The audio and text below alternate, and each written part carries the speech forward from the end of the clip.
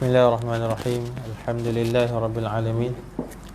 Wassalatu wassalamu ala rasulil amin wa ala alihi wa sahbihi ajma'in.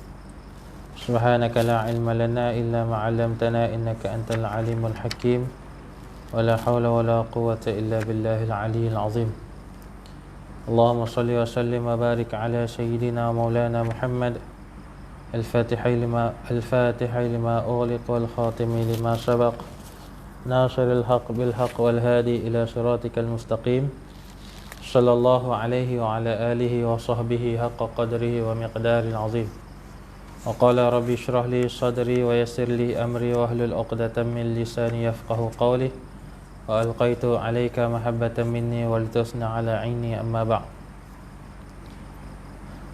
Yang saya hormati Mazul, Cik Man, semua jemaah surah Al-Ihsan Taman Serastia ni, marilah sama-sama kita bersyukur pada Allah Subhanahu Wa Taala atas segala nikmatnya.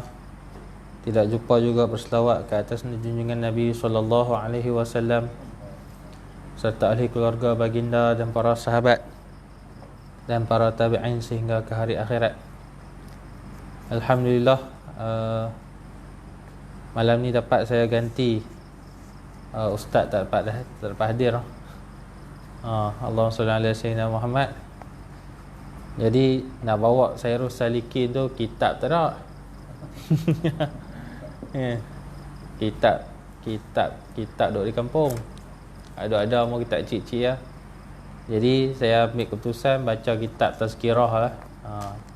Ada yang kita baca tazkirah ganti, kalau tetap tak apalah kan. Jadi Allahumma salli ala sayyidina Muhammad, kita baca sedikit wasiat Imam Syafi'i radhiyallahu anhu. Jadi saya pilih satu tajuk, bab yang ke-9 daripada 30 wasiat Imam Syafi'i radhiyallahu anhu. Imam Syafi'i kata apa tuan-tuan? Amal soleh sebagai perisai.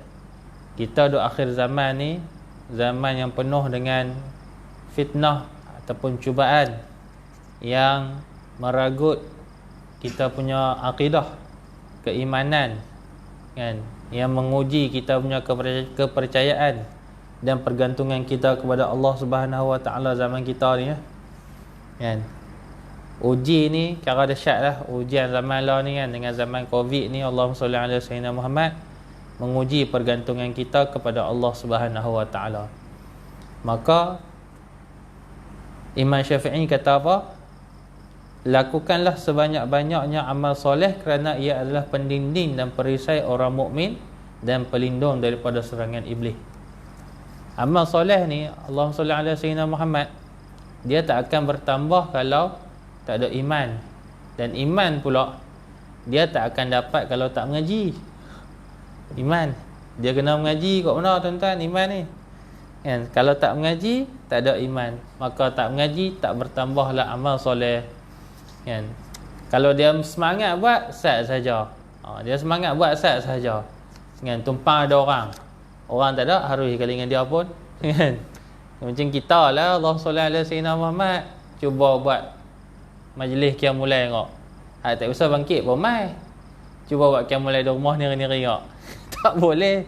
Tak bangkit ke darah pasal tak ada orang kita nak tumpang semangat kan. Tapi orang yang iman dia kuat, masya-Allah, maka amal soleh dia kan akan bertambah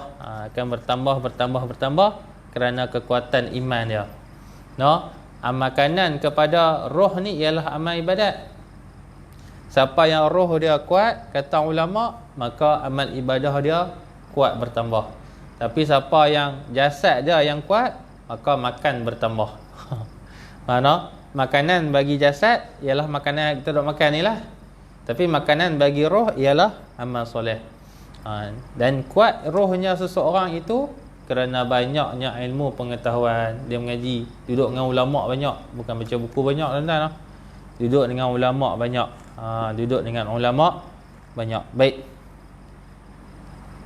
Jadi kata penulis buku, Allahumma salli ala sayyidina Muhammad, dalam mengharungi hidup seharian, Islam menganjurkan umatnya supaya sentiasa bertakwa kepada Allah dengan mengamalkan setiap perintahnya dan menjauhi semua larangannya. larangan Allah Subhanahu Wa Taala, kita juga diminta supaya mensyukuri dan tidak kufur nikmat. Tiap-tiap minggu pergi semayang Jumaat, Tok Khatib bangkit naik duduk di atas mimbar, kan, ya ma'syarul mu'minin ittaqullah, kan, ittaqullah. Khatib berpesan kepada diri dan kepada semua sidang jemaah agar bertakwalah kepada Allah. Takwa ni apa dia tuan-tuan? Takwa adalah kita ambil makna yang paling umum sekali, ialah meninggalkan melakukan setiap suruhan Allah Subhanahu Wa Taala dan meninggalkan segala larangan Allah Subhanahu Wa Taala. Itu takwa. Kan, ada lah yang kata takwa ni takut kepada Allah, ada yang kata takwa ni berharap kepada Allah, rindu kepada Allah, macam-macam. Tapi kita ambil yang paling syumul sekali, ialah buat apa yang Allah Ta'ala suruh, tinggal apa yang Allah Ta'ala larang. Itu takwa. Takwa dapat dianggap sebagai kumpulan amal soleh yang mampu mendekatkan diri individu kepada Allah Subhanahu Wa Ta'ala. Jadi bila kita ni buat sesuatu ni kerana rasa kita ni diperhatikan, dinilai oleh seseorang, maka kita akan melakukan sesuatu dengan baik. Tidak. Kita kerja kilang contohnya, ada supervisor berdiri kat belakang, akan nak curi tulang. Kan? Tidak. Kita periksa, pemeriksa duduk berdiri depan belakang kita ataupun depan kita, tepi kita kawan, duduk berdekatan dengan kita, takkan nak meniru. Kan? Anak duk study di rumah, pak duk tunggu kat belakang dengan rotan, takkan nak main-main, kan? Maka inilah salah satu definisi takwa, kan? Bila rasa kita ni diperhatikan oleh Allah Subhanahu Wa Taala, maka kita akan melakukan satu amalan dengan baik. Sembahyang ni berasa Tuhan tengok, Khalid taruh mana pun dia akan berusaha tarik hati supaya, ya Allah, Tuhan duk tengok ni, ya Allah, aku tak khusyuk ni, kan? Dia akan berusaha untuk tarik hati dia untuk, kan, tawajuh ataupun fokus kepada solat sahaja, sebab dia rasa Tuhan tengok dia, kan? Ataupun dia buat apa sahaja, kan, dari segi amal ibadah ni, bila dia rasa Tuhan menilai amal ibadah dia, maka dia akan fokus melakukan amal ibadah. Kerja pun sama, kan? Kerja kita pun sama, sebab kerja ni adalah amal ibadah. Kan, Tuhan mencintai orang yang berusaha dengan tenaga dia sendiri. Tuhan tak suka jenis orang suka minta-minta. Jadi bila kita buat sesuatu dengan usaha kita, maka ia adalah amal ibadah, kerana ia adalah suruhan daripada Allah Subhanahu Wa Taala. Setiap amalan perlu dilakukan dengan cara yang ditentukan dan diredai oleh Allah, barulah ia berfungsi sebagai pendinding dan perisai daripada sebarang serangan dan godaan syaitan. Masa saya duduk mengaji dulu, ustaz tanya, amal soleh ni apa? Semua kat jawab kawan-kawan kat jawab, amal yang baik, amal yang apa, kan? Amal soleh ni amal yang baik soleh bahasa Arab maksud dia baik, kan? Maka jawab itu Maka ustaz pun kata, Allahumma salli ala sayyidina Muhammad, amal soleh ialah amalan yang sah pada syariat. Tu amal soleh, kan? Bukan baik pada mata kita. Baik pada mata kita kah, kan? Hak kena dengan nafsu kita, baik belaka. Kalau tak kena dengan nafsu kita, kawan tu tak apa kita nak suka, dia buat baik tak mana pun kita tak suka, tak kata dia orang soleh juga. Tapi amal soleh ni ialah amalan yang sah pada syariat. Sah pada syariat. Sembahyang banyak, kan? Sembahyang ni kira khusyuk tak ada dah ni. Tarawih ni orang 20 rakaat, dia 40 rakaat. Kira kemas kan? Tapi tak ambil yang sembahyang. Kira amal soleh tak kira tuan-tuan, kan? Sembahyang ni orang kata apa? Allahumma salli ala sayyidina Muhammad. Sembahyang maghrib ni contoh, kan? Kira baca ni sedap tak ada dah, kalah Syekh Jibril tu, kan? Tapi tak ada tahiyat akhir, sujud tak sempurna, rokok tak sempurna, maka tidak dikira sebagai amal soleh, walaupun amalan itu cantik sungguh di pandangan mata kita. Maka macam mana nak mensahkan amalan? Kena mengaji tuan-tuan. Tak boleh meninggalkan ilmu pengetahuan dan meninggalkan majlis ilmu. Siapa yang meninggalkan majlis ilmu, dia akan disambar oleh syaitan. Amalan dia akan dihiasi oleh syaitan. Kan? Syaitan ni mengajak kita, ni hang sembahyang macam ni, hang buat macam ni. Oh, dia puji kita lah. Cantik sungguh, khusyuk sungguh hang sembahyang, elok sungguh. Tak ada dah orang yang buat macam hang sembahyang. Habis. Kan? Rosaklah kita pasal dikaburi oleh pujian dan hasutan daripada syaitan. Tapi kalau kita duduk dengan majlis ilmu, duduk dengan ulama, maka ulama akan menegur kan, amalan yang tidak betul di syarak, tidak betul pada syarak. Jadi eloklah amalan kita tu kan. Amalan soleh ni walaupun sikit tapi betul, lebih dipandang oleh Allah Subhanahu Wa Taala daripada amalan banyak tapi tak betul, tuan-tuan. Bukan tak sah, tak betul. Kalau tak sah, tahu terus, tak boleh buat apa. Faham tak? Ni tak apa nak elok kan, tapi banyak. Lebih baik amalan tu sikit tapi sah, cantik, elok, cukup semua rukun dan segala syarat, maka itu lebih dinilai di sisi Allah Subhanahu Wa Taala. Kan? Ada sahabat Nabi bertanya kepada Rasulullah sallallahu alaihi wasallam, "Ya Rasulullah, apakah amalan yang baik?" Rasulullah kata apa? Buat semua yang diwajibkan oleh Allah Subhanahu Wa Taala, tinggal semua yang dilarang oleh Allah Subhanahu Wa Taala. Benda Tuhan wajibkan banyak pun, tuan-tuan, sikit je. Sembahyang fardu 5 waktu, puasa bulan Ramadan, lagi pergi haji kalau ada duit. Kalau tak ada duit tak wajib. Bayar zakat pun kalau kita ada duit, kalau kita mampu kan. Kalau kita tak mampu tak wajib bayar zakat. Syahadah, kemudian berusaha menjadi muslim yang baik. Kalau ada mak dan ayah, taat pada ibu dan ayah. Lagi tak banyak, tuan-tuan. Taat ni tak banyak mana pun. Dengan hak yang Tuhan suruh ni tak banyak mana pun. Hak wajib-wajib ni. Hak sunat banyak. Pasal apa Rasulullah tak perlu kata buat benda sunat bagi banyak? Kan? Pasal siapa yang Rasulullah dia tak mau kita pulun. Ada orang sebahagian daripada kita ni dia terlalu menjaga perkara sunat, tapi perkara wajib dia buat main-main. Faham? Sunat ni sunat je, hang tak buat pun tak ada apa. Tapi wajib hang buat halal balai, tahu terus. Di sisi kan, tahu terus bahasa orang muda kata apa? Tak ada apa terus di sisi Allah Subhanahu Wa Taala. Alladzina hum an salatihim sahun. Kan dalam surah Ara'aital ladzi kan, alladzina hum an salatihim sahun. Kan? Mereka ni orang yang celaka, orang yang rugi ni, depa ni tentang semayang depa buat halal balai. Semayang fardu tu. Kan? Tapi bila bersedekah, oi banyak. Kan? Tentang semayang tahu terus. Maka hak wajib kalau tak buat dengan betul, Allahumma salli ala sayyidina Muhammad, maka hak sunat menjadi sia-sia. Sebab tu kena mengaji, duduk bersama dengan ulama. Semua amalan bukan untuk Allah Subhanahu Wa Taala. Hak ni yang akidah kita. Kan? Kita ni duk pulung-pulung buat amal ibadah ni, bukan amalan tu untuk Allah Taala. Tuhan ni dia istighna, maha kaya.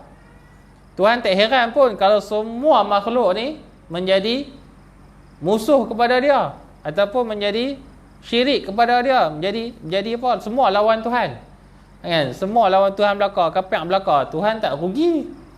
Kalau semua orang beriman dalam dunia ni, kan, manusia dengan jin hak paling banyak kafir sekali. Kan? Binatang dan tumbuhan tak ada. Semua ikut Allah Subhanahu Wa Taala. Ni semua beriman ni, Tuhan tak untung pun. Kan? Tuhan tak untung sedikit pun dengan ibadah ataupun sembahan daripada makhluk dia. Yang untung siapa? Orang yang buat ibadah tersebut. Kita lah makhluk. Tuhan bukan nak masuk syurga. Kan? Bukan. Tuhan dia takkan dia sendiri nak merasa nikmat yang dicipta. Orilah, lekehlah dia kan. Kuranglah sifat ketuhanan dia. Kan? Mengambil nikmat. Dah lah ambil nikmat satu. Hak dia cipta sendiri pula. Lagi dahsyat. Kan? Lagilah rugi. Allahumma salli ala sayyidina Muhammad. Tapi kita ni lah yang ditaklifkan untuk menjadi hamba kepada Allah Subhanahu Wa Taala. Kita lah, kalau kita beramal ibadah, kita yang untung masuk syurga. Kalau kita lawan Tuhan, kita lah yang rugi masuk neraka. Baik. Kita yang memerlukan semua ni. Baik. Bila kita memerlukan amalan, tuan-tuan, maka di sini penulis membahagikan 7 amalan berdasarkan hadis Nabi sallallahu alaihi wasallam. Ada hadis Nabi sallallahu alaihi wasallam cerita pasal 7 amalan soleh yang kita cuba usaha untuk buat sepanjang hidup kita.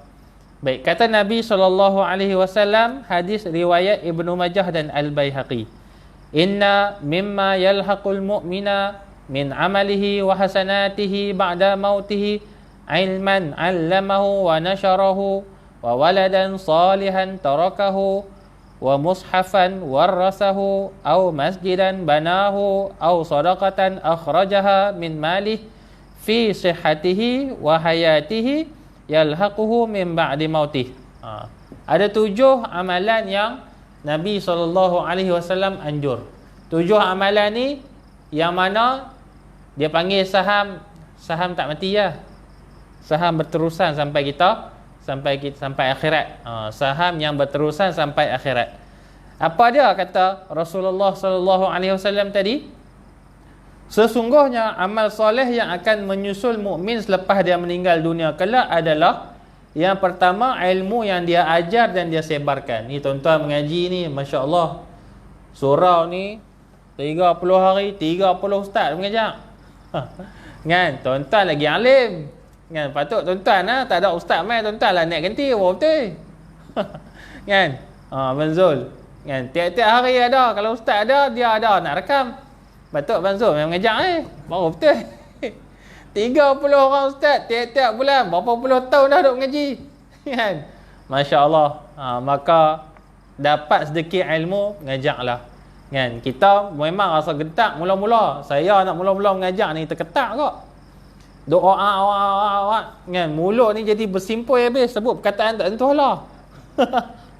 Orang tua masa mula-mula mengajar Allahumma salli ala sayyidina Muhammad, mula-mula sekali bagi tazkirah umur 19 mayan tarawih pi masjid kampung. Jenis tak mau buat 20 masjid kampung Dia nak bayang 8 pas 8 tazkirah, pas tazkirah makan. Dia jenis tu masjid kampung, surau kampung kan. Dia nak semayang jenis nak seronok-seronok macam tu kan. Kita bulan puasa kita tumpu nak ibadah. Dia bulan tak puasa pun kunuri banyak. Bulan puasa pun kunuri, tiap-tiap malam kunuri. Makan ni moral ni kira surah tak o'clock duit, semua kat rumah masing-masing. Tak apa, kita mula daripada situ. Mula-mula baca buku. Baca sebiji-sebiji macam tabligh tu. Kan? Baca. Lepas tu pandai sikit, kita syarah sikit. Syarah sikit. Kami di sekolah ni Allahumma salli ala sayyidina Muhammad dilatih untuk bagi tazkirah setiap lepas subuh, setiap lepas asar dengan setiap lepas isyak. Ada jadual bagi tazkirah. Kan? Masa mula-mula saya naik bagi tazkirah, sebut nama ustaz pun salah. Ustaz duduk kat belakang. Kan? Nenek bagi salam pun tak habis, punya ketak lah nak kata. Kan? Punya salam bagi tak habis, sebut nama ustaz pun tak penuh. Sebut nama ustaz lah. Yang teringat ustaz lah, Allahumma salli ala sayyidina Muhammad sebagai wadah kami. Bangkit, siapa kita tazkirah ni bangkit. Assalamualaikum ustaz lah. Semua orang. Innamal a'malu bin saya baca an-nazafatu minal iman kalau tak silap mula-mula kali. Hadis Nabi SAW, an-nazafatu minal iman. Mata pejam, tunjuk. Takut tengok orang. Tengok orang jadi ketak. Berdebat-debat dah. Lama-lama biasa. Orang bagi petua. Kalau nak tazkirah, kan, tengok kipas. Kalau depan ni ramai orang, tengok kipas. Tazkirah kat kipas tu. InsyaAllah. Kipas tak gelak kan hang? Tengok orang-orang gelak. Kan? Jadi, bila orang gelak, kita jadi gelabah. Maka tengoklah lampu dan kipas. Jadi Allahumma salli ala sayyidina Muhammad. Kalau tazkirah kat orang kampung syak. Depa tak beleceh kita, kan? Depa pula yang tolong cover. Kan kita nak jawab, kita nak cakap apa tu tak lepas, dia lah yang tolong cakap kat kita. Kemas. Kan? Lama-lama boleh terus Allahumma salli ala sayyidina Muhammad. Kan? Ilmu ada. Kita cuba kalau duduk saja sembang mesti keluar macam-macamnya, betul tak? Cuba mai duduk sini ah. Kan? Mai duduk sini ah. Kan? Dia nak mula tu ya. Dia mula ke? Dia tak berhenti lah. Kan? Lepas tu belajar cara nak berhenti pula. Pasal bila dah bercakap ni dia susah berhenti. Kan? Bila kita dah pandai bercakap, kita belajar cara nak berhenti. Macam mana kita nak bagi Dia panggil apa? Bila kita cakap tu dia naik atas, lepas tu nak turun balik. Nak bagi berhenti supaya dia tak berhenti berat mengejut. Dia orang terkejut pula. Saat ni cakap berhenti terus. Kan? Bagi kita dapat ilmu, kita sebarkan. Sekurang-kurang kita ajar ialah kepada anak dan isteri. Ni orang perempuan tak boleh main mengaji. Pusing KP-KP ni. Tapi ada lah masjid dengan surau yang orang perempuan pergi penuh. Orang perempuan saya setia tak berani kot. Waktu maghrib ni. Tapi mereka ada kuliah mereka kan. Tak apalah. Balik bini tanya mengaji apa tadi bang? Tadi ingat balik lah lupa lah. Kan? Jangan kita lupa ilmu yang kita mengaji. Dia ada bab adab menuntut ilmu ni. Bab yang pertama ni. Tapi saya skip main ke bab yang ketujuh. Tidak bab yang kesembilan. Tidak, saya nak baca adab menuntut ilmu. Mula-mula pagi ni malam ni tu ingat. Allah sallallahu alaihi wasallam Muhammad. Hari ni panjang pula bab tu. Allah sallallahu alaihi wasallam Muhammad. Maka sampaikanlah ilmu walaupun satu ayat kata Nabi sallallahu alaihi wasallam. Lah ni kalau nak sembang dengan anak bini kok payah. Lah ni zaman apa? Zaman WhatsApp. Zaman status WhatsApp, status Facebook, status Instagram, Twitter apa semua. Balik lagi buat ayat sepatah. Kan? Bubuh up status. Hari ni mengaji apa? Sebarkan ilmu, dapat pahala. Kalau orang tuntut, kalau orang baca kita punya status tu dapat manfaat, dia beramal, inilah disebut sebagai amalan jariah, amalan yang mengalir walaupun selepas kita meninggal dunia. Sekurang-kurang mengajak ni tuan-tuan, ajaklah Fatihah kepada anak-anak, confirm anak-anak beramal tiap-tiap hari. Patutnya Fatihah kenapa betul ni, bapak tu kenapa betul Fatihah anak bini. Kan? Kita kalau rasa Fatihah kita tak betul, kita perbetul gitu, kita dulu, kemudian kita balik perbetul Fatihah anak bini. Lepas mayang, Mak baca Ustaz Fatihah, abah nak dengar 20 tahun kahwin sekali tak usah dengar Kan, mayang duduk belakang, orang perempuan baca tak dengar. Ni nak dengar. Dengar baca Fatihah. Tak apa betul, kita apa betul. Lepas pada ni baca macam ni ni betul. Abah belajar dengan ustaz, ambil ijazah lagi Fatihah. Gemah. Kan? Ambil ijazah lagi Fatihah, ustaz mengajar Fatihah. Lepas ni apa beramal macam ni sampai mati. Anak-anak pun semua beramal Fatihah macam ni sampai mati. Kan? Esok depa mengajar anak-anak depa pula, cucu depa, anak-anak kita kan. Ajak cucu kita. Lepas tu cucu kita pandai esok mengajak orang lain pula. Asal dia mengaji Fatihah baca betul itu daripada kita, maka kita lah mendapat pahalanya berterusan walaupun kita dah mati. Penting Fatihah ni tuan-tuan. Kalau boleh ajak Fatihah orang boleh beramal, pada dah kaya raya. Mati esok kaya. Yang kedua, ada anak soleh yang ditinggalkan. Anak soleh, semua orang mengharapkan anak soleh. Kan? Jadi anak soleh ni Allah salli ala sayyidina Muhammad nak jadikan dia anak yang soleh. Yang pertama mestilah berasal daripada dalam rumah. Dalam rumah kena ada bi'ah solehah, kena ada suasana yang solehah. Kalau tak ada suasana yang solehah, kita dalam rumah pun kelih dengan bini, kacau. Macam mana anak nak jadi soleh? Kan? Dalam rumah pun tengok TV tu cerita tak apa-apa. Kan, anak pun duduk sekali tengok cerita Mak Saleh, duduk bercumpu, duduk beromen dalam TV, sekali kita duduk tengok, kali dengan anak bini semua tengok.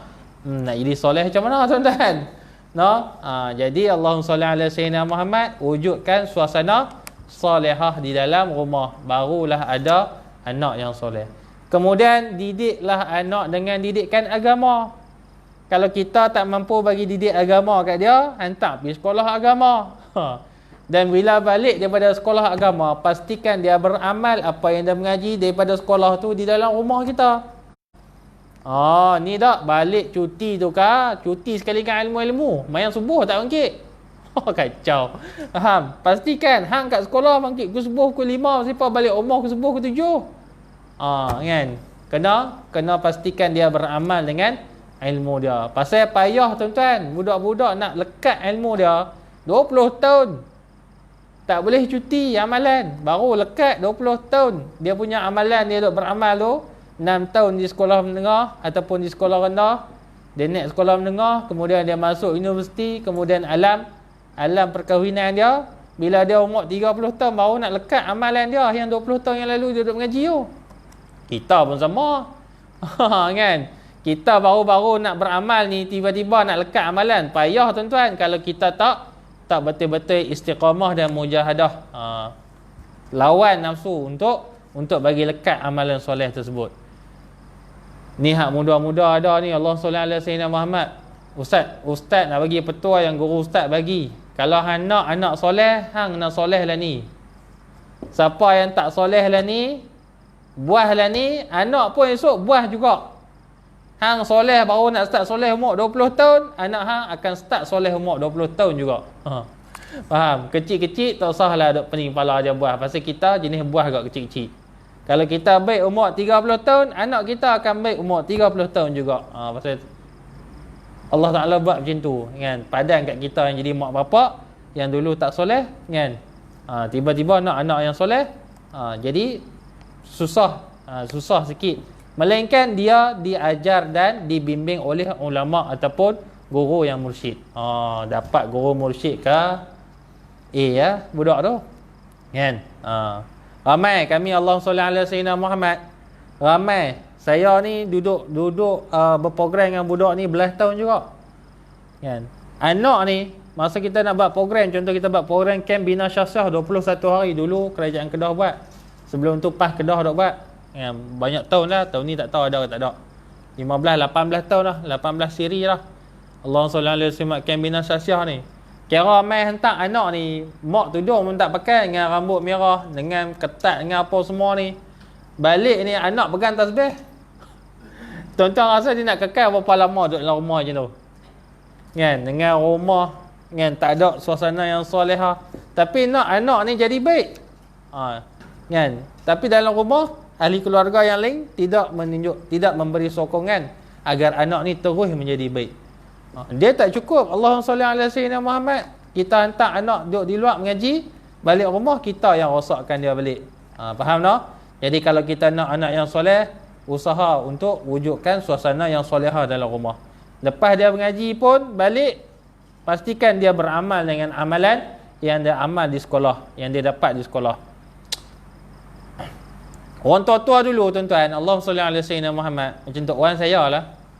Kami ni balik daripada sekolah, balik asrama, Allah sallallahu alaihi wasallam Muhammad, sehari ya duduk rumah, haling semua duduk rumah tok wan. Duduk rumah tok wan, bukan ada TV, kan? Tok wan pula duduk melepak dengan tok wan ni. Tok wan tanya, baca sifat 20. Tak kira tanya wujud tu apa, kan? Sampai petang duk bahas sifat 20. Satgi malam dia masuk bakling pula, kan? Duk bahas itu seminggu duk dengan tok wan ni, kira duk bahas bab ilmu pengetahuan saja, kan? Tak mau bagi cucu ni mampu, dan dia dalam masa yang sama nak tumpang ilmu cucu dia juga, kan? Mengaji sekolah agama, dengar kata hafal Quran. Abang baca surah ni, tok wan nak dengar. Baca, kita pun baca lagi lupa.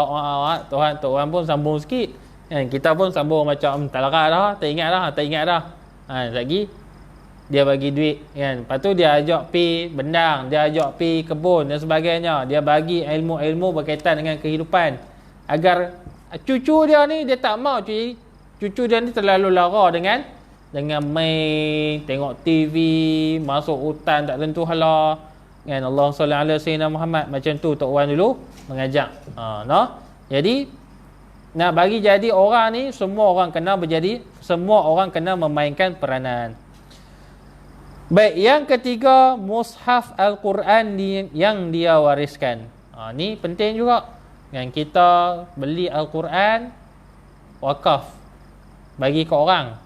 Metak kat masjid pun boleh juga, tapi yang terbaiknya bagi ke orang. Macam Yayasan Amal duk buat lah ni tu. Depa jual Al-Quran RM25, kan? Depa buat pi Al-Quran tu pi ke Afrika, kan? Geng-geng kulit hitam ni tuan-tuan tengok YouTube, depa hafal Quran macam mana? Depa hafal Quran macam zaman Nabi tu. Tulis atas pelepah tamar, ada batu apa panggil? Batu nipis tu, macam papan hitam kita, depa tulis atas tu. Depa ukir ayat Al-Quran atas tu. Dia kata zaman dulu, kan? Macam zaman dulu, padahal depa duduk tahun 2020 kan? Masya-Allah. Atas pelepah tamar, atas kepingan kertas, kan, yang ditulis Quran nak macam kita duk baca ni tak ada kan. Maka kita beli Quran, kita bagi dekat depa kan. Maka depa tu, saya ni respect dengan geng Afrika ni, masya-Allah. Depa ni pulun hafal Quran. Lagi dahsyat pada sekolah tahfiz kita Sekolah tahfiz kita ada main kok kan. Ada juga main budak-budak boleh sepak bola petang-petang. Dia ada sepanjang masa budak hafal Quran daripada semua peringkat umur. Dan menjadi kewajipan bagi orang mereka untuk hafal Quran. Saya ada kawan seorang, Syekh Sulaiman, beza dengan saya 2 tahun dah. Tapi sangat alim, orang Afrika ya, orang Nigeria, sangat alim. Alim 4 mazhab. Alim 4 mazhab. Dia ni bermazhab Maliki. Dia hari-hari bangkit pukul 4. Kami duduk rumah guru lah, rumah wadah masa saya duduk kerja tu. Allahumma salli ala sayyidina Muhammad. Hari-hari bangkit pukul 4.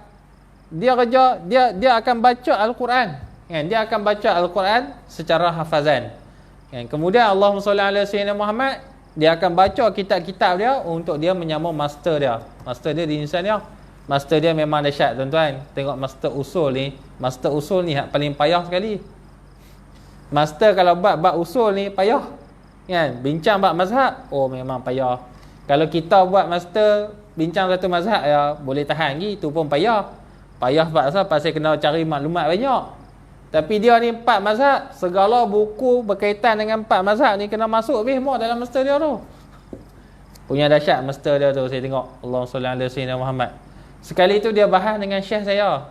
Syekh saya orang Malaysia lah. Syekh Allahumma salli ala sayyidina Muhammad. Syekh Yahya dengan tok guru di Malaysia bahas bab doa kunut. Dia orang Maliki, dia semayang tak baca doa kunut. Yang kita di Malaysia mayang baca doa kunut, tapi kalau dia jadi imam, dia tak baca doa kunut Tapi kalau dia jadi makmum, dia angkat tangan ikut kita baca doa kunut. Sekali tu tanya, hang dah duduk di Malaysia awak tak baca doa kunut kan? Duk bahas, saya duk dengar depa duk bahas dalam bahasa Arab. Akhirnya bukan nak katalah syekh saya ni, syekh saya ni jadi macam Allahumma salli ala sayyidina Muhammad, jadi macam down sikitlah dengan pasal kalau hujah juga dengan budak muda. Kalau hujah dengan budak muda, dia bawa main semua 4 mazhab. Dia bawa keluar hadis ni macam ayat. Keluar hadis dengan sanad ni macam ayat keluar. Tu dia kata, aku kalau mengaji macam ni ke tok guru umur 28 tahun masa tu lah kan. Ilmu dia tu ilmu tok guru buka pondok ni kira dahsyat boleh jadi ahli majlis fatwa. Ilmu dia ahli majlis fatwa kan. Tapi dia orang yang merendah diri. Baik. Maka kita Allahumma salli ala sayyidina Muhammad wariskan mushaf Al-Quran kan, hentak jangan bubuh Al-Quran ni di tempat yang banyak ada Al-Quran. Tak kena juga tuan-tuan. Dulu macam kami Allahumma salli ala sayyidina Muhammad biasa main Al-Quran daripada Selangor Road. Satu lori main tak Quran duduk di sekolah, duduk dalam store saja. Oh membazir. Mana kalau kita nak wakaf Al-Quran, bagi dekat orang tuan-tuan. Jangan bagi. Bolehlah nak bagi kat masjid dengan surau, tengok masjid dengan surau yang tak ada Quran tu pitak lah. Tapi yang terbaiknya ialah bagi kat orang, confirm orang baca. Bagi kat budak-budak tahfiz dan sebagainya, confirm dia akan baca. Bagi hak lawa-lawa, bagi hak ni ke, hak tak ada kala ni.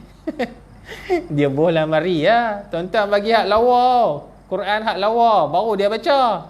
Baru dia semangat tengok ada penanda, ada tafsir pula, ada hadis, ada sebab wurud hadis, sebab nuzul Al-Quran, nuzul ayat tu.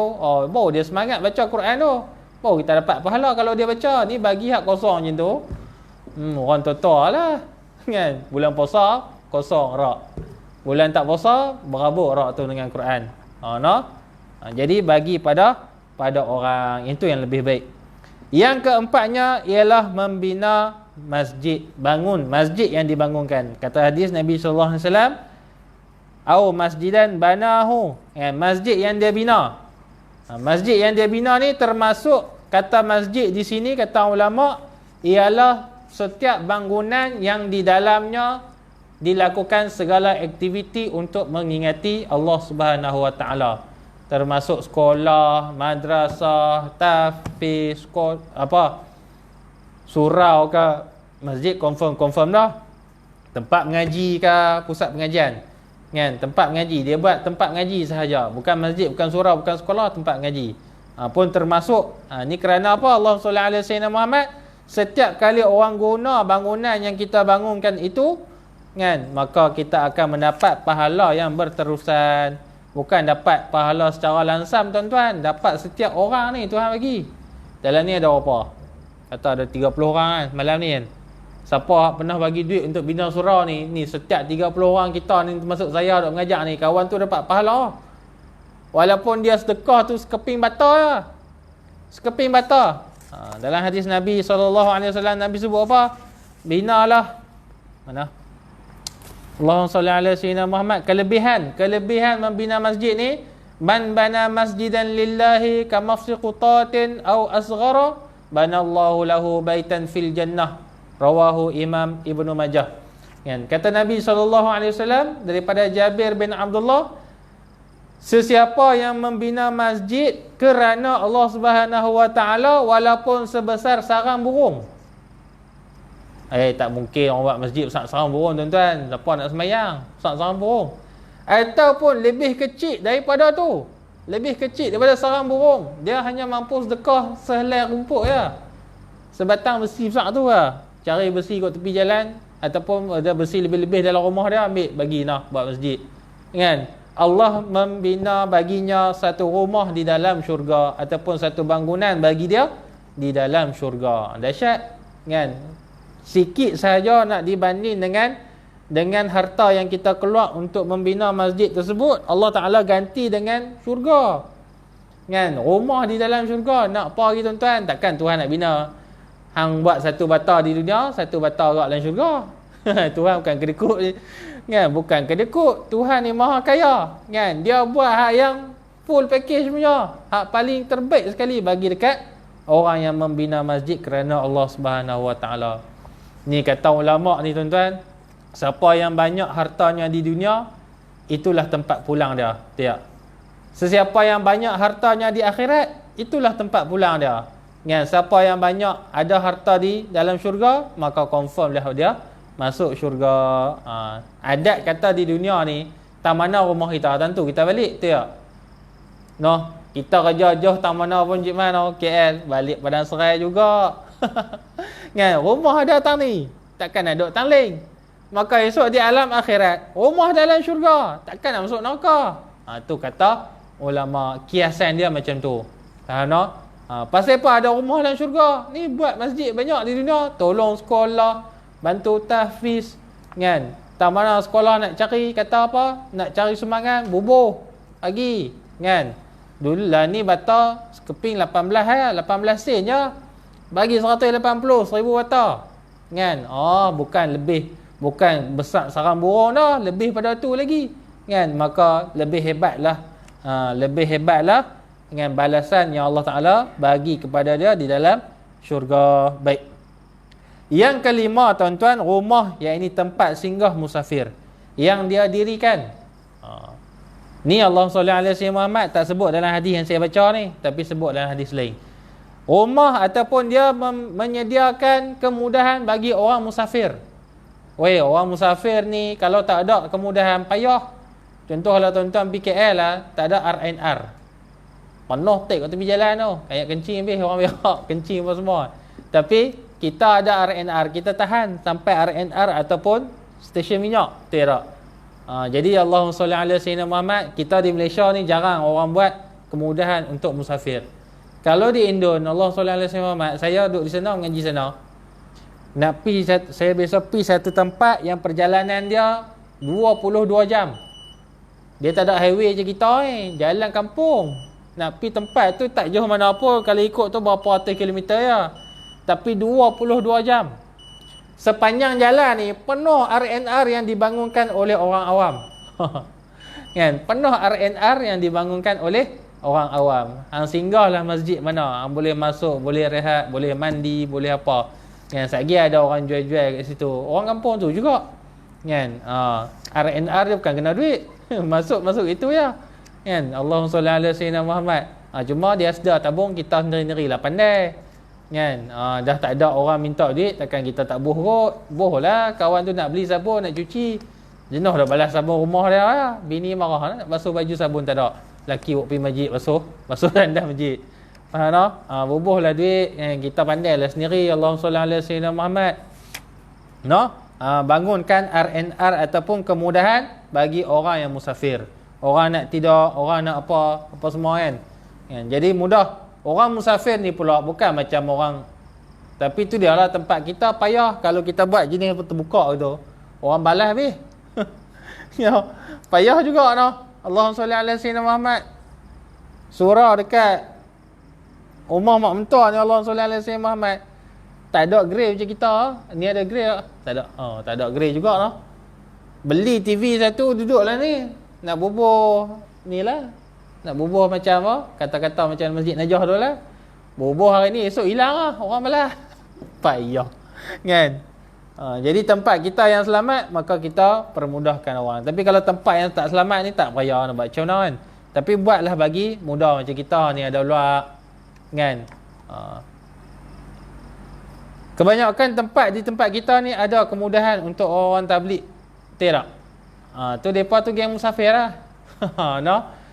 Permudahkan bagi mereka untuk bermalam, menetap dan sebagainya. Mereka tu geng ahli ibadah. Rugilah kalau kita tak tumpangkan mereka tu. Kan? Geng ahli ibadah. Mereka tidur bangkit pukul 4 pagi dah. Duk ibadat dalam masjid, dalam surau. Kan? Lepas subuh pun sambung pula, tidur asal lagi keluar pi berdakwah dan sebagainya. Rugi kita tak ambil pahala mereka. No? Allahumma salli ala sayyidina. Tak mau ikut mereka pun tak apalah. Biar mereka berteduh di tempat kita, dapat pahala. Allahumma salli ala sayyidina Muhammad. Yang keenam, sungai yang dia alirkan, yakni dia menyediakan sistem air kepada masyarakat. Ni pun dahsyat. Tuan-tuan tahu tak, manusia yang paling kaya di muka dunia lah ni bukan Bill Gates. Dia kaya sebab usaha dia Microsoft tu kan. Bill Gates tu kan. Dia buat Microsoft. Yang sebenarnya hak paling kaya ni di dunia ni lah ni Allahumma salli ala sayyidina Muhammad, Sayyidina Osman. Sayyidina Osman radhiyallahu anhu. Asal dia beli telaga Bi'rul Rumah dekat apa? Dekat Badar. Allahumma salli ala sayyidina Muhammad. Asal dia beli telaga tu sahaja. Lah ni keturunan dia daripada duit telaga tu kan, Allah Taala melimpahkan rezeki kepada keturunan dia. Ada Yayasan Osman bin Affan ni lah yang support Masjid Haram dan Masjid Nabi di Madinah. Kaya tuan-tuan.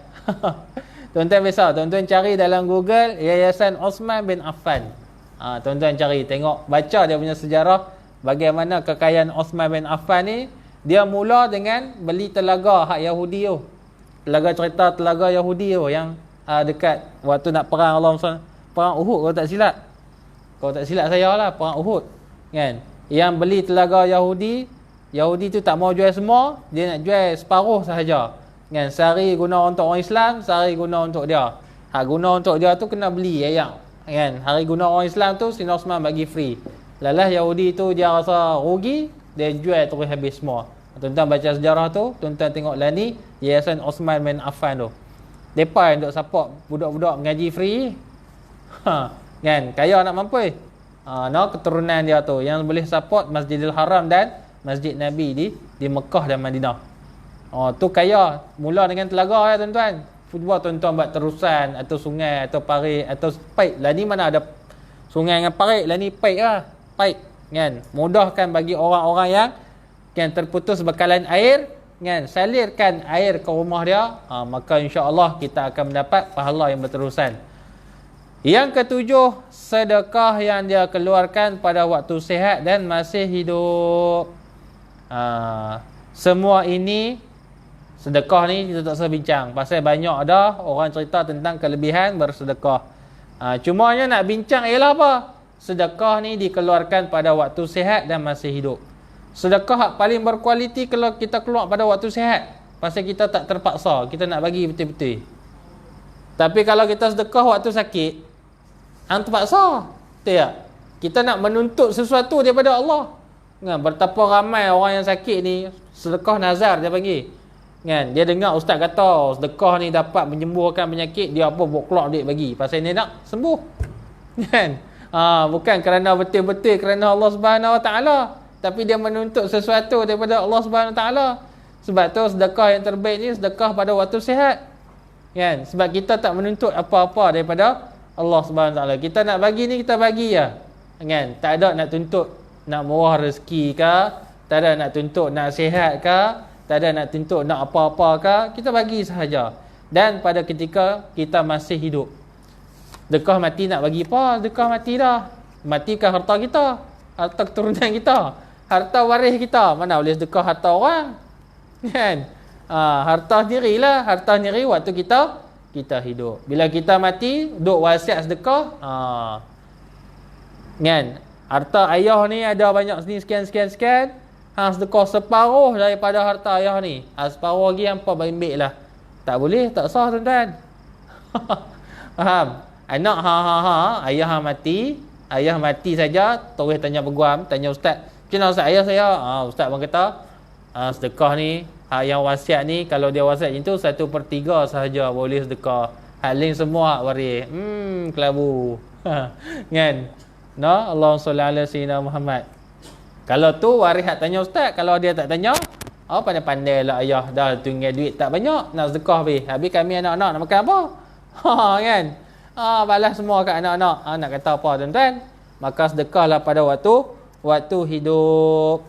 Tiadalah suatu sedekah yang lebih besar yang disedekahkan manusia seperti penyebaran ilmu pengetahuan. Ilmu ni paling besar sedekah dia. Kan? Orang bagi ilmu ni Allahumma salli ala sayyidina Muhammad bukan minta duit. Yang tambah duk mengajak agama ni Allahumma salli ala sayyidina Muhammad. Lagi ya tak harap apa-apa. Ada, tak ada sudah. Kan? Apa panggil aku main, apa tak panggil aku duk sengak. No? Allahumma salli ala sayyidina Muhammad. Jadi sebarkanlah ilmu pengetahuan. Orang yang membina masjid kerana Allah membina binaan untuk dirinya di syurga dengan binaan yang seumpamanya. Maksudnya apa? Allah Ta'ala dia buat bangunan yang terbaik di dunia, Allah ganti dengan bangunan yang terbaik di dalam syurga. Lagi hadis Nabi SAW, orang yang beri makan kepada seorang mukmin sehingga dapat mengenyangkannya daripada lapar, pasti Allah akan memasukkannya ke dalam sebuah pintu daripada pintu-pintu syurga, dan tiadalah yang dapat memasukinya melainkan orang seperti dirinya, orang yang pemurah lah. Kan? Orang yang suka buat kenuri ni dahsyat ni tuan-tuan. Dalam syurga esok nak naik syurga, dia pintu ni dia ada nama-nama pintu dia. Kan? Orang puasa kuat syurga Ar-Rayyan. Kan? Syurga hak wangi sekali bagi orang yang puasa kuat. Orang yang berdiri kuat tengah malam, ada syurga dia, ada pintu dia. Nak masuk tu, pintu VIP dia. Orang suka buat kenuri kat orang, ada pintu dia. Jadi tuan-tuan tengoklah, kalau kita jenis tak larat nak baca Quran banyak. Kan? Nak baca gagak mata tak nampak. Kan? Duk dekat, gagak, duk jauh tak nampak. Maka tak boleh nak baca Quran banyak. Maka berdiri malam banyak. Nak berdiri malam tak bangkit daripada muda sampai ketua main subuh pukul 7 tu payah nak bangkit main tahajud macam mana? Kan? Tengok duk fikir kan nak buat amalan apa ni nak masuk syurga Tengok ada harta lebih sikit. Buatlah kenuri selalu. Buat kenuri ni amalan wali. Ramai dah saya jumpa amalan orang yang suka bagi makan dekat orang ni, mati dia sangat baik. Mati dia dahsyat, baik belaka. Masa kami mengaji dulu ada seorang pakcik ni. Hari-hari tiap-tiap petang omai cok cemdok, cok pisang. Bagi kat budak-budak. Dia omai tu plastik ya tuan-tuan. Dia tengok kami duk keluar pada masjid tu, dia tengok ada 2-3 orang duk di masjid ni, tak kira dia mai, dia makan. Kan siapa balik masjid lambat ni dapat cok cemdok, kan dapat cok pisang goreng. Dia pergi lihat tu hari-hari zakah tu ya. Tu dia mati dahsyat hari Jumaat. Kan? Dulu kita dapat teh jisa dia pun suka bagi makan kat budak-budak. Kan? Jumpa budak tu bagi coklat, bagi hopok, bagi. Bukan nak kata kenuri ni nak kena panggil ramai macam kenuri kahwin tu tuan-tuan. Model banyak tu. Larat kita sekali kenuri. 2-3 bulan pula baru ada duit nak buat kenduri. Jangan gagah buat macam tu tuan-tuan. Kan? Ada sikit beli roti ke apa kan. Beli roti 10 biji baru RM5. Boleh bagi makan 10 orang. Itulah kenduri kita. Itulah yang menyebabkan kita naik martabat wali Allah pasal bagi makan orang. Dahsyat tuan-tuan, bagi makan orang ni jangan memandang rendah bagi orang yang bagi makan kepada orang. Kalau kita ada lebih, barulah buat kenduri yang besar-besar sikit, kambing ke apa ke, kan? Tapi kalau tak ada lebih, bagi makan yang biasa-biasa cukup. Yang penting bagi makan kepada orang. Jadi cukup 8.30 dah, kan? Mudah-mudahan 7 amalan yang kita baca pada malam ni dapat satu pun jadi kan? Tuan-tuan pilihlah tuan-tuan nak beramal yang mana, kan? Inilah yang akan menjadi benteng bagi kita di akhir zaman ni. Balik pada awal tajuk tadi. Iman tengah bergoncang zaman law ni. Tuan-tuan pilihlah salah satu daripada 7 amalan ni, jadikan benteng iman kita di akhir zaman ni. Amalan soleh ni. Pasal apa? Dengan amalan soleh ni dia meraih keredaan dan perhatian daripada Allah Subhanahu Wa Taala. Tuan-tuan bukan nak selamat dengan amalan tuan-tuan, tak. Nak selamat dengan Allah Taala juga. Tuan-tuan kena faham dah. Tak kira fikir semayang banyak selamat. Mampu. Bukan semayang tu yang menyelamatkan kita. Allah Taala yang selamatkan kita. Tapi semayang ni pasal apa? Pasal kita nak meraih perhatian dan bantuan ataupun perhatian dan daripada Allah Subhanahu Wa Taala. Bagi orang makan banyak, nak bagi Tuhan redha kat kita. Bila Tuhan redha kat kita, Tuhan sayang kat kita, Tuhan selamatkan kita.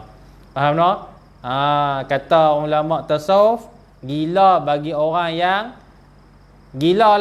orang yang berangan-angan dia ni hendak menjadi wali Allah, sedangkan Allahumma salli ala sayyidina Muhammad, sedangkan lebih kurang ayat dia sini lah. Saya tak ingat dia punya matan perkataan tu, tapi memang sedap.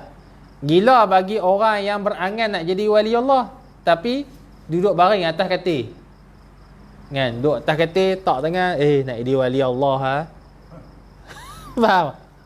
Mana boleh itu tuan-tuan? Nak jadi wali bangkit semayang lah, sedekah ke, puasa ke, buat baik ke, jaga silaturahim ke, baca Quran banyak ke, selawat banyak ke. Ni duduk saja, duduk berangan-angan nak jadi wali Allah. Gila.